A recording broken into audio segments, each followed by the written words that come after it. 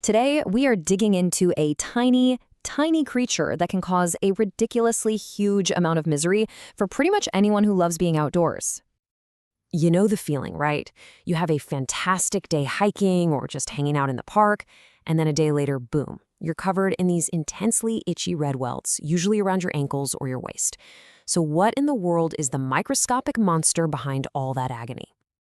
Now, the story we've all probably heard is that these little things, people call them chiggers or harvest mites, they burrow into your skin to lay eggs and just live there. But what if I told you that common belief is 100% wrong? Yeah, let's get into the real story behind that itch. Okay, so to really get a handle on this little pest, we first have to bust a huge myth about what it's actually doing to our skin. So here is the absolute key takeaway. Trombicula larvae do not burrow into your skin. They're not like scabies mites that actually live inside your skin. No, these guys are surface feeders. They latch on, they inject these digestive enzymes that literally liquefy a tiny patch of your skin cells, and then they drink up that skin slurry.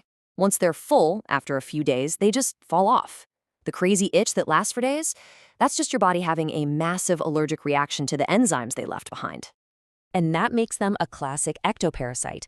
The name literally means outside parasite. Everything they do happens right on the surface, which, by the way, is exactly why trying to suffocate them with nail polish or Vaseline is completely useless.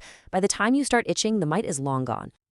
All right, now that we've busted that myth, let's get a proper introduction to this organism. What exactly is this thing? So if we take a look at its scientific classification, you'll see something really interesting under the class rank, arachnids. And that's a huge detail. These mites are not insects, they're arachnids, which means they're much more closely related to spiders, scorpions, and ticks. And what about that name, Trombicula? Well, it's actually a pretty cool mashup of Greek and Latin. Tremaine is Greek for to tremble, which probably describes the mite's super fast, kind of vibrating way of walking. And culex is just Latin for gnat, pointing to its tiny size. So its name basically means the trembling little gnat. Kind of fitting, right? And don't let their size fool you. These are complex little animals. They're classified as metazoans, which means they're multicellular with specialized organs, kind of like a tiny, complex biological machine. This is a world away from protozoan parasites like malaria, which are just single-celled organisms. Now, the life cycle of the Trombicula mite is where things get really fascinating, and it's the key to understanding why they're only a problem for us for such a short time. You see, they practice something called protelean parasitism. It's a strategy where only the juvenile, the larval stage, is parasitic. It's like if only human teenagers were bloodsuckers, while kids and adults were just out there living their lives. That's basically what these mites do. The adults are actually helpful predators in the soil. It's only the babies we have to worry about. So here's their entire life story in 6 steps. It starts as an egg, it hatches into that parasitic larva, that's stage 3, the one that causes all the trouble, and then after it has its one big parasitic meal, it drops off and transforms into a predatory nymph, and then an adult, hunting other little critters in the soil. So remember, only stage 3 ever bothers a host like you or me. And who does this larva feed on? Oh, pretty much any animal with a backbone that it can crawl onto. They are not picky eaters. This table is just a small sample. We're talking mammals from humans to bats, birds, reptiles like snakes and lizards, and even amphibians like toads. We're just one option on a very, very large menu. And this is definitely not just a local issue. Trombicula species and their relatives are found all over the globe, basically anywhere the climate is right for them. Different species are the main players in different parts of the world. In North America, you're mostly dealing with Trombicula alfredegesi. Over in Europe, it's the Neotrombicula autumnalis, which most people just call the harvest mite. And in the Asia-Pacific region, a related genus is a huge public health issue because it can transmit the disease scrub typhus. And if we zoom in on the Netherlands, you see the same pattern. The local species is called oogstmite, which translates directly to harvest mite. The name links its peak activity to late summer and fall, right around harvest time, just like its name in English. And here's a twist you might not expect. International travel plays a big role.